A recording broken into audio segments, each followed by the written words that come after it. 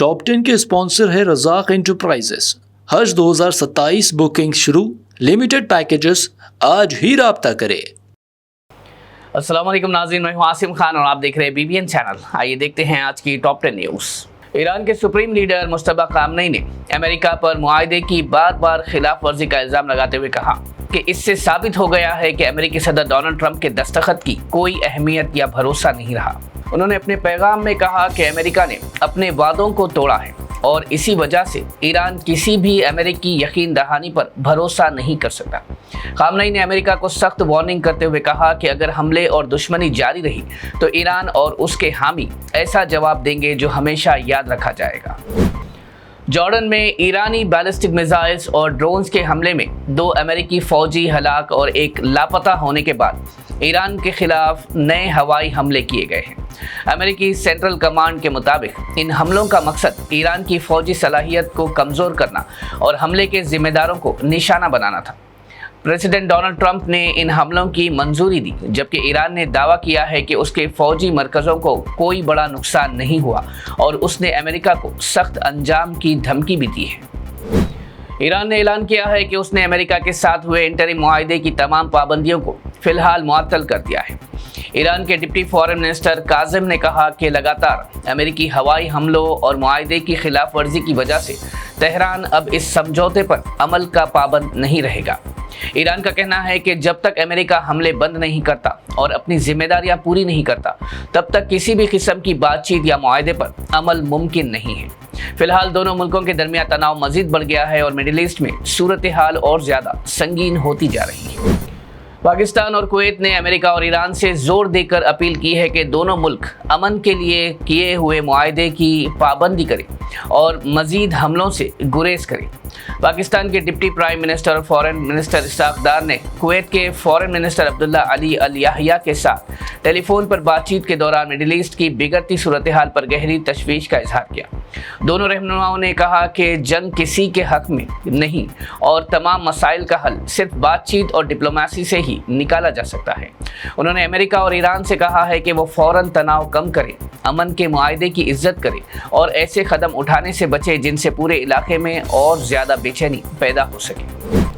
Social activist Sonam وانگ چک کی صحت کے بارے میں صفدر گنج ہاسپٹل نے نیا ہیلتھ بلیٹن جاری کیا ہے۔ ہاسپٹل کے مطابق ان کی حالت فی الحال سٹیبل ہے، لیکن 21 دن سے جاری بھوک ہڑتال کی وجہ سے ان کے بلڈ پیرامیٹرز اب بھی معمولی حد تک متاثر ہیں۔ ڈاکٹرز کا کہنا ہے کہ لمبی مدت تک کچھ نہ کھانے کی وجہ سے جسم پر اثرات پڑ رہے ہیں، اس لیے IV فلوئڈز اور نیوٹریشنل سپورٹ دینا ان کی صحت کے لیے ضروری ہے۔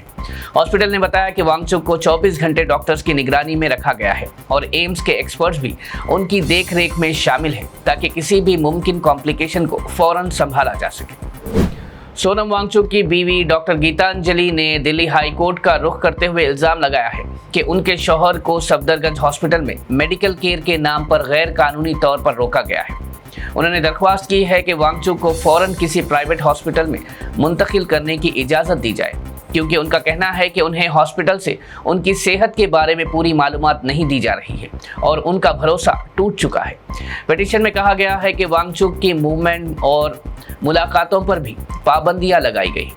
دلی ہائی کورٹ نے اس درخواست پر فوراً سنوائی کے لیے رضامندی بھی دی ہے۔ AIMIM party chief barrister Asaduddin Owaisi نے جوہر یونیورسٹی کے خلاف کارروائی پر BJP اور یوگی حکومت کو نشانہ بناتے ہوئے کہا کہ BJP نہیں چاہتی کہ مسلمانوں کے بچے تعلیم حاصل کریں، اسی لیے یونیورسٹی کو توڑنا چاہتی ہے۔ انہوں نے کہا کہ اگر یونیورسٹی یا اس کے ذمہ داروں کے خلاف کوئی قانونی مسئلہ ہے تو اس کا فیصلہ عدالت اور قانون کے مطابق ہونا چاہیے، لیکن ہزاروں اسٹوڈنٹس کی تعلیم کو نقصان نہیں پہنچانا چاہیے۔ انہوں نے دعویٰ کیا کہ اتر پردیش میں مسلمانوں کی تعلیمی صورتحال پہلے ہی کمزور ہے اور ایسے قدم انہیں مزید پیچھے ڈھکیل دیں گے۔ اسد اویسی نے کہا کہ تعلیم ہر بچے کا بنیادی حق ہے اور حکومت کو تعلیمی اداروں کو بچانا چاہیے، نہ کہ انہیں ختم کرنا چاہیے۔ تلنگانہ وزیر اعلیٰ ریونت ریڈی نے BRS پر سخت تنقید کرتے ہوئے بے روزگار نوجوانوں سے اپیل کی ہے کہ وہ BRS کے جال میں نہ پھنسے۔ انہوں نے کہا کہ پچھلی BRS حکومت نے صرف نوکریوں کے نوٹیفیکیشنز جاری کیے، لیکن نوجوانوں کو اصل نوکریاں نہیں دی۔